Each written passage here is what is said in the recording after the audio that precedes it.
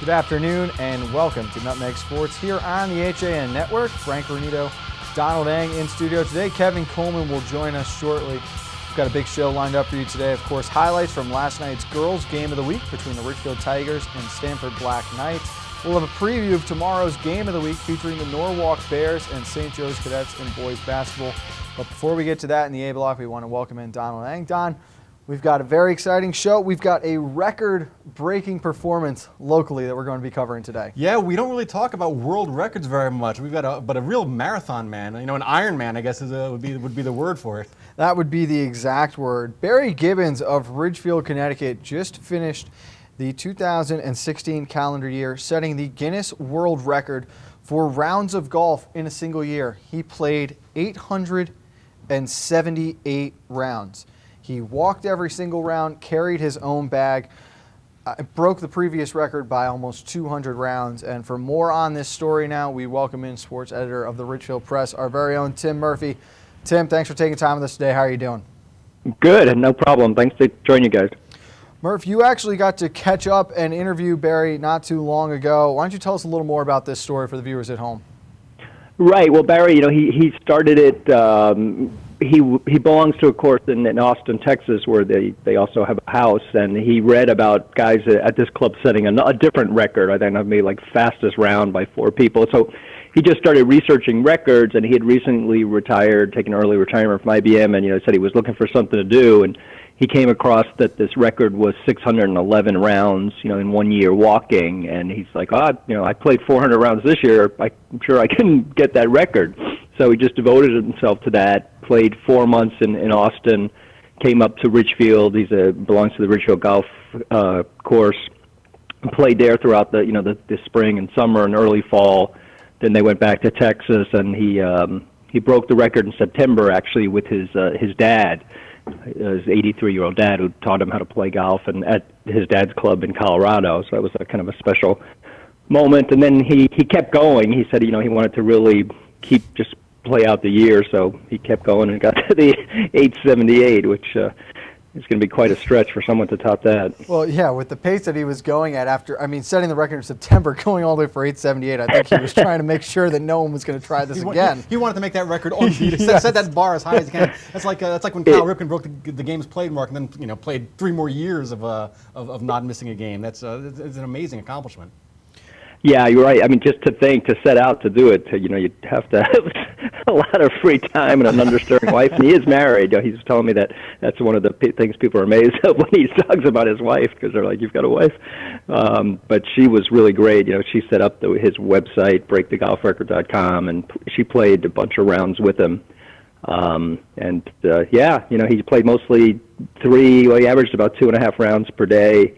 A lot of days he played 3 rounds. His longest was when the day to honor Arnold Palmer, on the day he was buried, he played 90 holes, because Arnold Palmer was 87, so he had to play 3 more to finish that round. So 5 rounds that day was his record. He got a hole in 1. He had some interesting. He played with former NBA ref Ron Meyer, the former head football coach. He played around with. So it was really quite a year. Yeah, and when you look, his schedule is kind of interesting, because it's on the website, breakthegolfrecord.com. Apparently, he's up at 7. He makes an appointment for a week in advance to be the first person out on the course. So apparently, his first round of the day takes about 2 hours, or maybe a little bit more than that. His second round, he starts at about 10:30. That's more of a typical round. The course is a little bit more crowded then. And then his last round, most players have gone home, and he another 2.5 hour round to finish up. So that's it's a full day. Yeah, and in Richfield, he lives about 5 minutes from the course, so he, many nights his car was the lone vehicle in the lot waiting to go out. Well, so he said his wife always knew where to find him too. Yeah, well, he said he took early retirement. He retired from IBM, but he's very much a full-time golfer now. It's about 10 hours a day. Right. Of golf. Yeah, he said he's not the type to sit around. He's always looking for something else to do. And one great part of this was Richard Lewis, who was the gentleman who held the record, the 611 rounds. He said in 2010 in Texas, and after reading online a story we wrote in the press about Barry, one day I got a call at my desk, and it was Richard Lewis calling from Texas and wanting to know how he could get in touch with Barry, and wanted to play around with them and support him. So those two actually did connect and played on Richard's course in Texas after he had broken the record. It's an unbelievable story, and the two things that really stood out to me, Don and I were talking about. One, he walked and carried his bag for every single round, which is just ridiculous, but didn't wear gloves at all, as Don said, like all real men do. Did not wear gloves for any of these rounds. It's such a cool story. It's awesome that it's local, and congratulations to Barry again. That's really it was great. Yeah, no, it's amazing. When you look at some of the stats, he walked more than 6,300 miles, burned nearly 1.6 million calories, so quite a year. It certainly helps that he's a very good golfer, 2.5 handicap. Yes. If I were to try and play that many rounds of golf, I'd probably lose about 11,000 golf balls and spend a lot of that time searching through the rough for them. So that does help. Right, and his handicap dropped. I think he started with an 8, and he got down to around 2. So yeah, he really improved, and he found so many golf balls. I mean, he kind of gave up at first. He was collecting them, but he just had no room for them. That's a good one. All the golf balls that he's found. John Kovac was wondering what the number of golf balls he lost during those 878 rounds was. That was yeah, I think like he told me. I think when he was in the first 4 months of the year, he only lost 5, I believe. He lost 5. I think I averaged that many per round. That's in one hole, yeah, for most people. Oh, man, that's a great story. Murph, while we got you, I do want to take a second. Look at some of the Richfield sports that are going on right now. Boys basketball off to a good start. They're 4-2 on the year. What can you tell us about the Tigers boys team? Yeah, they won 4 straight. They lost the first 2 close games, Bassick and Trumbull.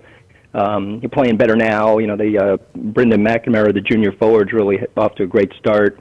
And, Chris Longo, we know him from football, is kind of getting back in the rhythm now after a long season. And, they're playing a lot better. They're still kind of making some careless mistakes, according to the coach, but, things are looking good for them. And I know that the girls basketball team had a big win last night over Stanford, but before we get to them, really I think all the Tigers winter sports teams are chasing the hockey team right now. They're up to number 1 in the Game Time CT rankings. The Tigers look as good as anyone in the state right now with some big wins early on this year.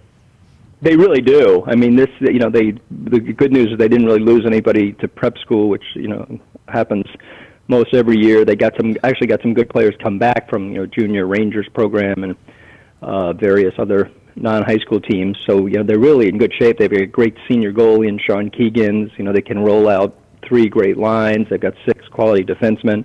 So I think they're going to be right there all year. I think it's going to be an interesting year because I think there are, probably 6 teams that could win on a given day. Right, because we had mentioned, Richfield actually, as you mentioned, with a lot of the players coming back, 11 seniors on that squad. So certainly a deep and experienced team, and as you mentioned, potentially one of the favorites going into the FCIAC tournament.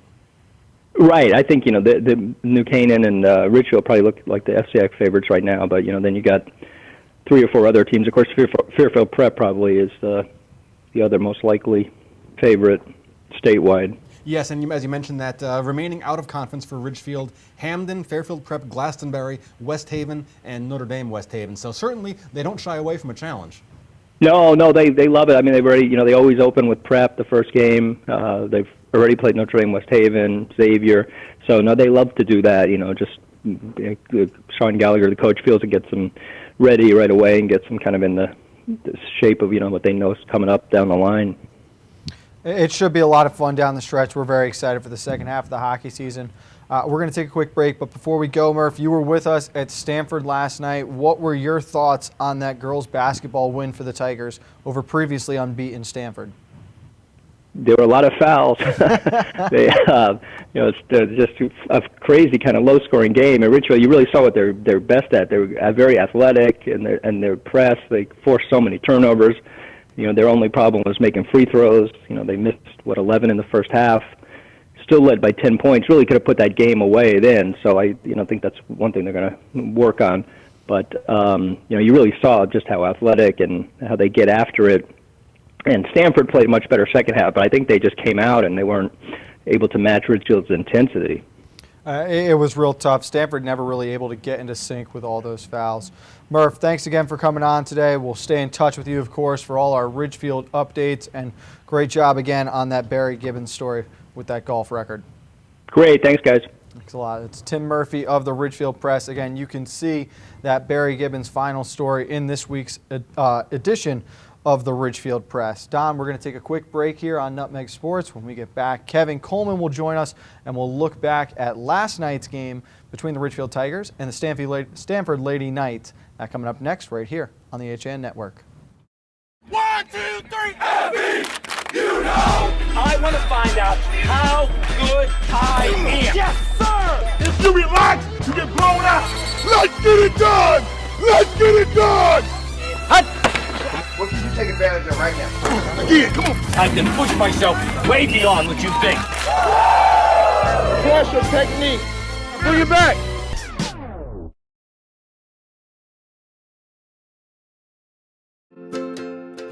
Connecticut is coming back to hometown banking, to a partner that makes small businesses feel big, where community comes first, where high-tech tools go hand in hand with a human touch, where you get the know-how only neighbors can deliver, where saving time is important too. It's time to expect more. It's time to bank well, bank smart, bank local, bank well. Why cook it all this holiday? Avoid the stress of holiday planning and let your friends at Walter Stewart's in New Canaan do the heavy lifting. Whether you're looking to fill in with a few crowd-pleasing sides or you want us to prepare your whole feast, from cranberry sauce to pumpkin pie, we're ready to simplify your holiday. Place your order from our holiday menu and spend your holiday the right way, relaxing. Our fresh prepared holiday meals to go are designed with your busy schedule in mind. Visit us at stewartsmarket.com or at 229 Elm Street, New Canaan.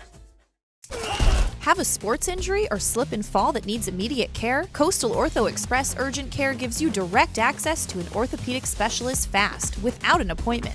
Basketball, hockey, skiing, whatever the sports injury is, sprain or fracture, Coastal Ortho Express can help. Coastal Ortho Express Urgent Care, open Monday through Saturday, now in 2 locations. The iPark Building at 761 Main Avenue in Norwalk and 36 Old Kings Highway South in Darien. Or go to coastalorthoexpress.com, like them on Facebook. On time, done right, safe and reliable. Mr. Handyman CT.com. Let our satisfied customers tell it. I have called Mr. Handyman for every reason, every occasion, every broken item, every leak. They have bailed me out on many occasions, and I would recommend them to anyone. For any project, large or small. Mr. Handyman CT.com.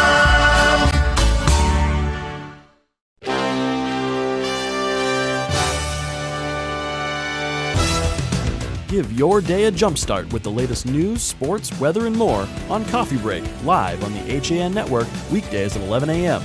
Connecticut news doesn't get any more local than on Coffee Break. Back with Nutmeg Sports here on the HAN Network. Frank Granito now joined by Kevin Coleman. Kevin, we were at Cutso Gymnasium last night in Stamford, Connecticut. We had the big game between the Ridgefield Tigers and the Stanford Lady Knights. It was a ring ceremony honoring last year's state champion team, but there were not too many smiles in the gym after that for Stanford. Yeah, the Ridgefield Tigers upset the ring ceremony last night in a thriller. I thought, both teams on the offensive side, I think we can all agree were a little sloppy, especially from the foul line. But boy, the Ridgefield Tigers defense showed up, and they showed up early and often. And that's a good point, because we mentioned this on the broadcast last night, and we can get to the free throw debacle in a moment here, but it was a low-scoring game, and while offenses struggled, I think a lot of that, in large part, was due to the defenses from both sides. You saw that full-court press again. It was high intensity. They were very aggressive and active, and the defense deserves as much, if not more, credit than the offense deserves blame, I think. No, absolutely. I think the Ridgefield defense, this all has to do with a great coaching staff, especially with Coach DiMarzo. He's such an intense coach, and players feed off his intensity, his emotion. And you could see that last night. He had a lot of emotion on the bench last night, and you could see that from the girls. And I'm just really impressed with the defense they brought to the table last night. Coming into the game, this isn't a tall Ridgefield Tiger team. They're going up against the Stanford Black Knights team who had someone like Andrea O'Connor. That's a huge size down the post, and they shut her out. She actually went into foul trouble in the first half, Frank, if you remember, and that they really took her out of the game, which I thought was a huge point of the game. And then to not only do that, but they boxed out. And that's something I was preaching before last night's game. You got to box out. If you can box out those, the guys who are, taller than you, you can win that game. And they did that. They got the timely steals. Caroline Colonel, she came up with a lot of steals last night, Frank. It was a huge win for the Tigers. It's the second year in a row that they have handed Stanford their first loss in the regular season. Ridgefield led by as many as 12 in the second half before Stanford cut that lead down to 2 on 3 separate occasions. Let's take a look at the highlights from Ridgefield's 43-39 win over the Lady Knights. Good evening and welcome to Cutco Gym here in Stamford, Connecticut, as we get set for our Girls Game of the Week conference. And for Stamford High, they're ranked 3rd in the Game Time CT state rankings. For Ridgefield, they're trying to break in. They're trying to break through it. You've got Middlebrook, O'Hara, Goodwin, and Colonel on the floor right now. That's another turnover as Colonel going to go up to the rack and able to finish. I might have spoken a second too soon as Stanford looks to break this a one-possession game. Nice outlet. Elizabeth goes up to Julia and she converts from the left side. Her first points of the second half. It's a 12-point lead. There it is, Caroline Colonel, the big rebound, but bad turnover for the Tigers, Frank. Threw it right away to Brooke Kelly, who goes up, and the foul! Made her last 2 free throws. Make it 3. It is a 4-point gain. O'Hara misses. Duran comes up with it. They've got to get this off quickly as Martinez fires from range. No good off the rim. The Tigers hold on despite making this one as interesting as possible. Both teams are now 5-1 on the season, 3-1 in conference play. Ridgefield holds the tiebreaker in the standings, but still way too early to think about any of that. These were the last 2 FCX champions in the conference. Stanford, of course, won state last year. Kevin, you saw that game get close at the end, and now Frankie free throws can go off here. This was a 10-point game at halftime. Stanford had no business being in this game at any point in time. Ridgefield allowed this to get close, and Coach DeMarzo joked with me at the end of the second half saying, we're just going to make sure we give them a chance to come back and win this game. Listen, at halftime, the Ridgefield Tigers were 7 of 18 from the line. And, we talked about yesterday how important free throws are, and yes, hashtag Frankie free throws, but, that's 18 free points that they gave away there, and yes, they got 7 of them, but, they even joked, speaking with the Middlebrook girls at the end of the game last night, they joked and said, luckily, Elizabeth hit 2 very clutch free throws, in the last 15 seconds or so, but boy, if she doesn't hit those or maybe 7 of those free throws don't go in, you're talking about Stanford may have that win. Elizabeth Middlebrook was huge with those last free throws. She was great on the glass for the Tigers as well. Megan O'Hara came up with 4 clutch free throws down the stretch as well. She was tied for the team lead in points with Caroline Colonel. Colonel and Middlebrook, though, on the glass, completely mismatched size-wise, but dominated, and most impressively, dominated on the offensive side of the glass. Yeah, Elizabeth Middlebrook was actually excellent on the post. She put up a couple little layups up there that she really fought through some defenders. I was impressed. I made sure I made my way to both ends of the court last night just to kind of see from both sides. And boy, she was great down low, made a couple nice moves, got it up on the glass, kissed it off the glass. Her play last night was really, against Fairfield Ward a couple weeks ago, I was impressed. But last night, she blew me away last night. It was impressive. You have to give a lot of credit to Julia Middlebrook. The stats don't jump off the page at you, but you saw the basketball IQ, that senior presence to slow the game down late, just such great control of the ball and making smart passes. Almost no turnovers for her last night. It doesn't get noticed on the stat sheet, but seeing that game, she is a big part of them being able to hold on to that lead. And she's the quarterback, essentially, of this Tigers team. And, I asked her that question last night in the post-game interview. I said, in that last minute, it's not easy to dribble the ball up when it's a full-court man-to-man press like that with the defending champion of Stanford like that. They're a quick team. She was going up against some tough defenders, and she got by them. They broke the press many times. Julia Middlebrook, she's got great ball handling skills. This is a good Tigers team. They're going to surprise a lot of people. They may not have the size, but boy, they're a good team. And keep in mind now, in the last 6 games between Ridgefield and Stanford, Ridgefield holds a 4-2 advantage.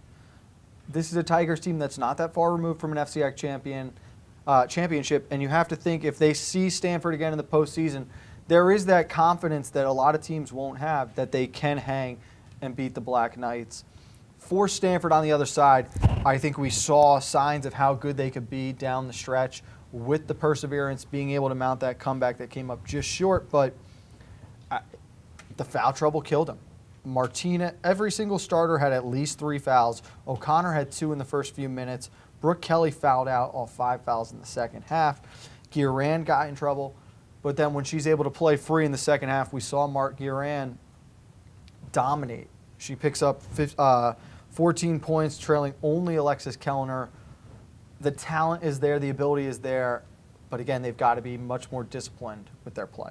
Yeah, it was the defense really of the Richfield Tigers that gave them troubles last night. I was impressed with Kellner's play last night. Actually, it was my first time seeing her in person, and yeah, she was shut down for the most part in the first half. But I thought the second half she actually helped the Black Knights crawl back into that game late in the second half. I was very impressed. Frank, you're right. This is a very, very talented Black Knight team. They're going to make it pretty far this year. So this is just a minor step back for them. And we spoke with Coach Tom DiMarzo before the game, and you got to get in the tournament. It doesn't matter what seed you are. If you're in that tournament, all 8 teams have got a chance to find a way to the championship game and take home the title. That's the beauty of the tournament. I mean, look at West Hill last year. That's what's great. As once you're in, you're in. It's a brand new season. You could be the 1 seed or the highest seed, and it's up for anyone. It's up for anyone's grabs. And we saw 2 teams last night who could easily be in the championship game. Ridgefield will now go and play at 1-7 Trinity Catholic on Friday. Stanford with another tough game ahead. They will take on undefeated Trumbull. That game is on the road on Friday afternoon as well. Kev, let's take one more break here on Nutmeg Sports. When we get back, you and I will take a look at our game of the week tomorrow featuring the Norwalk Bears and the St. Joe's Cadets. That coming up next on Nutmeg Sports on the HAN Network. At Hoyt Livery, our goal is to always... Sam, what are you doing? We're filming a commercial. I'm checking out the new Hoyt on the Go.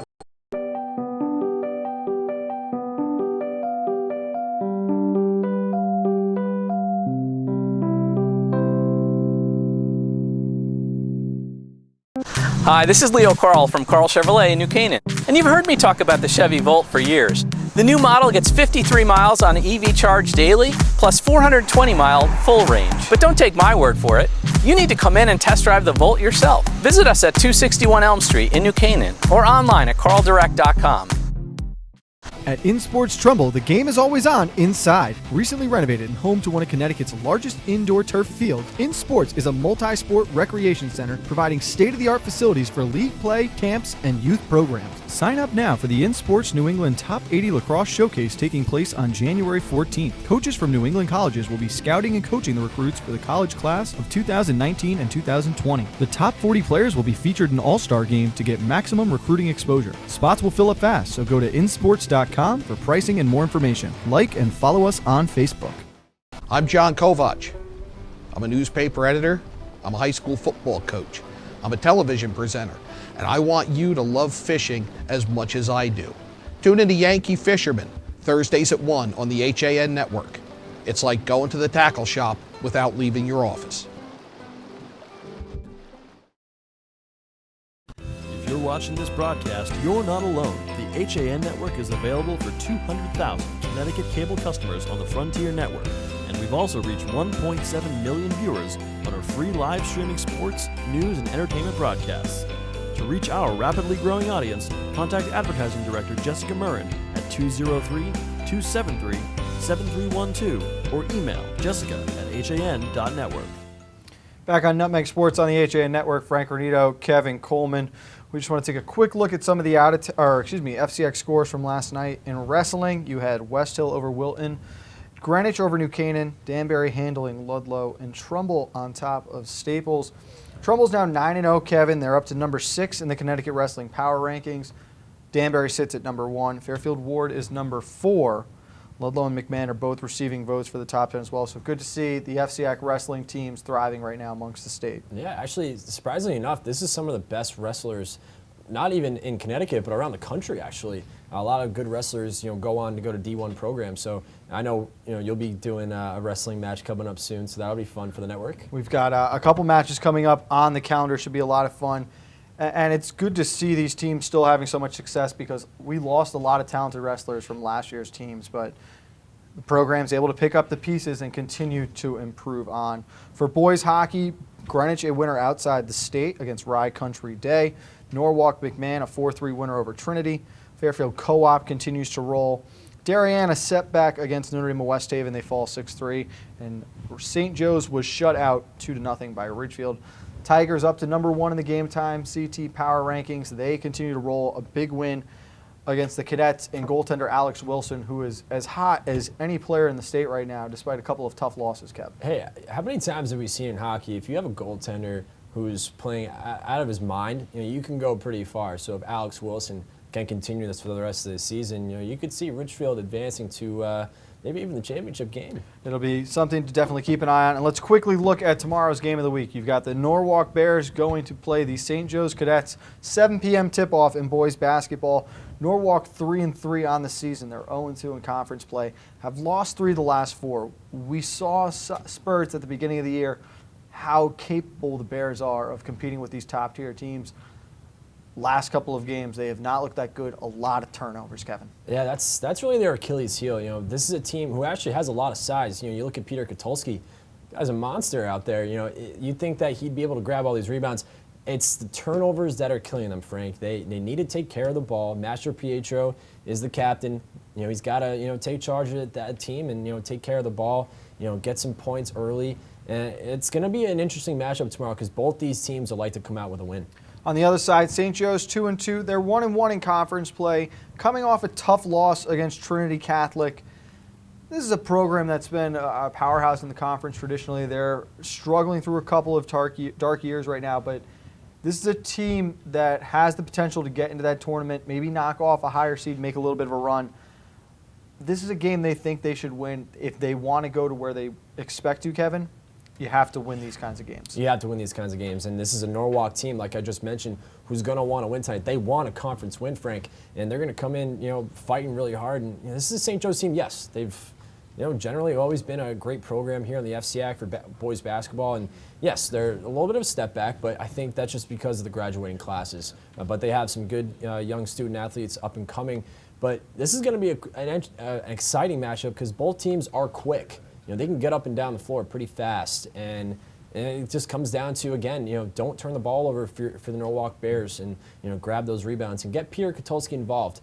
Being on the sideline against Brian McMahon, he was getting very frustrated in that Holiday Classic. He was complaining that he wasn't getting enough touches. Guys weren't looking for him down the post. Don't turn the ball over. Get the ball to Katulski. Make your free throws, kids. That's all that it comes down to. For Kevin Coleman, I'm Frank Granito. Hey, a special congratulations to Max Pacioretty. Scored the overtime game winner last night for Montreal. He is now the franchise's career leader in overtime goals. Buchanan's own right there, hometown hero Max. Kevin, you're on the call with me tomorrow night. We'll see you at St. Joe's. Sounds good. See you there. We've got coffee break at 11 a.m. with Kate Czaplinski. Make sure you're back here to check it out. Hoops tomorrow night at 7, right here on the HAN Network.